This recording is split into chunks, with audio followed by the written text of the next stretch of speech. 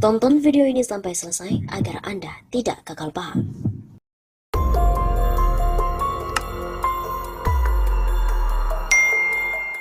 Ada 7 pejabat yang disebut-sebut menjadi penjahat demokrasi.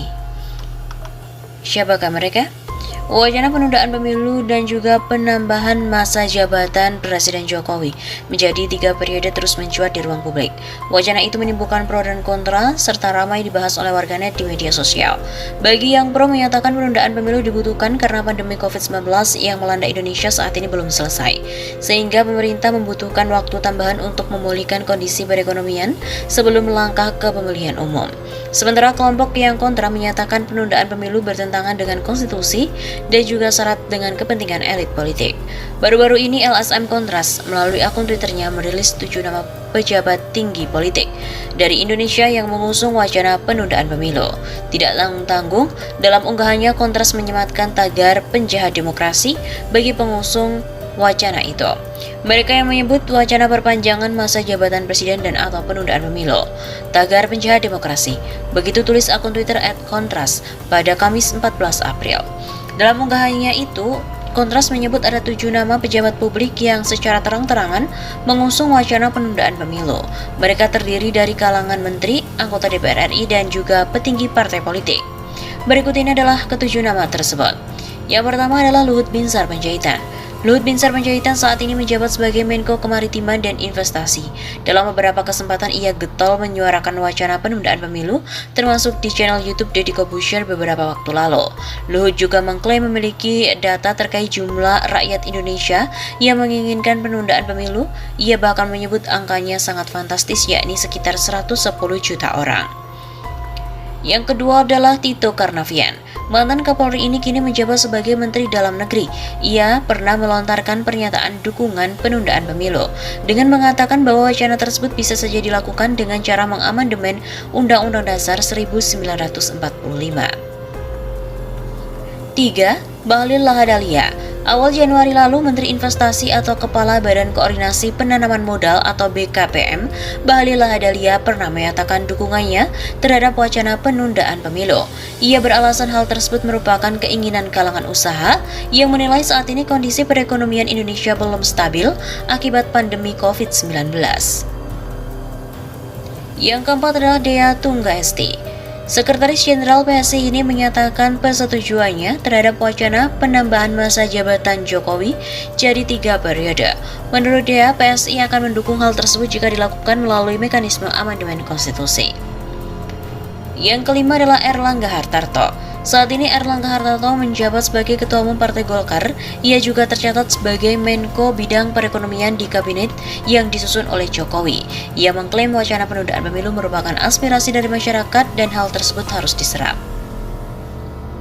Yang keenam adalah Muhaimin Iskandar. Muhaimin Iskandar adalah Ketua Umum PKB yang masuk dalam koalisi pendukung Jokowi.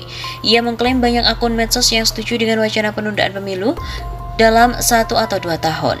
Sama seperti Luhut Binsar Panjaitan, Muhaimin Iskandar juga mengklaim memiliki big data berjumlah 100 juta orang. Dan yang terakhir adalah Zulkifli Hasan. Zulkifli Hasan merupakan Ketua Umum Partai Amanat Nasional atau PAN.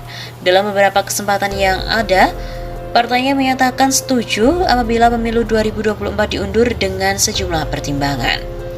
Lalu bagaimanakah reaksi dari warganet? Hingga Jumat 15 April, postingan dari Kontras tersebut telah disukai oleh 7.577 orang. Kemudian di-retweet sebanyak 3.168 kali dan dikutip sebanyak 257 kali. Daftar 7 politisi dan pejabat publik yang diunggah oleh akun Twitter Kontras itu mendapatkan beragam reaksi. Ada yang setuju, namun ada yang menganggap Kontras berlebihan dengan menyematkan label penjahat demokrasi. Cuma hayalan aja sampai diseriusin pakai label penjahat segala. Lu pikir Mak Banteng bakal rela Tuan Putri nggak jadi Wapres 2024? Tweet akun Twitter @bintang-bintang. Apakah masih sebatas wacana? Sudah masuk kategori penjahat? Izin bertanya. Tanya akun Twitter yang lainnya.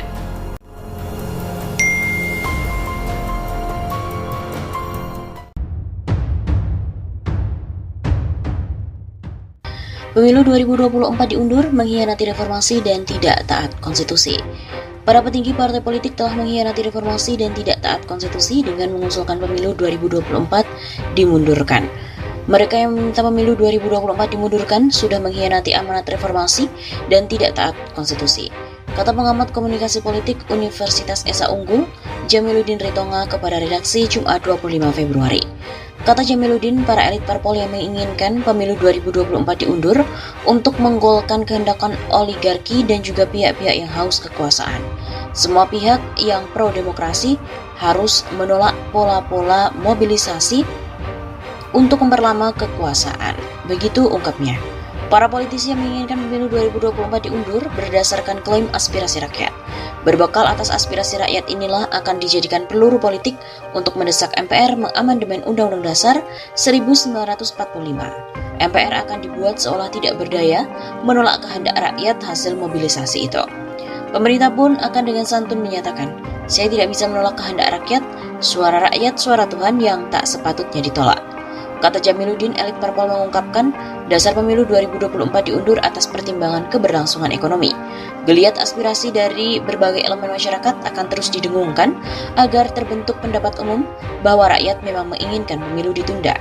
Kesan yang ingin dibangun adalah hanya pemerintahan inilah yang dapat menjadikan pertumbuhan ekonomi. Karena itu, sudah seharusnya pemerintahan ini diberi tambahan waktu untuk membenahi ekonomi Indonesia. Begitu pungkasnya. Masyarakat dalam beberapa waktu dikejutkan dengan adanya perkembangan wacana atas usulan yang disampaikan Ketua Umum PKB yang juga Wakil Ketua DPR Muhaimin Iskandar alias Caimin mengenai pengunduran penyelenggaraan pemilu 2024 mendatang yang disampaikan kepada awak media di gedung DPR RI Senayan Jakarta Rabu 23 Februari lusa kemarin. Ada sejumlah hal yang menyebabkan ia mengusulkan mundurnya pemilu. Pertama, akan terjadi pembekuan agresivitas ekonomi saat pemilu berlangsung.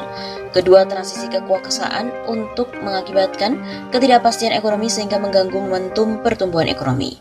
Dan yang ketiga, dikhawatirkan terjadi eksploitasi konflik saat masa pemilu. Oleh karena itu, ia mengusulkan pemilu 2024 ditunda 1 atau 2 tahun.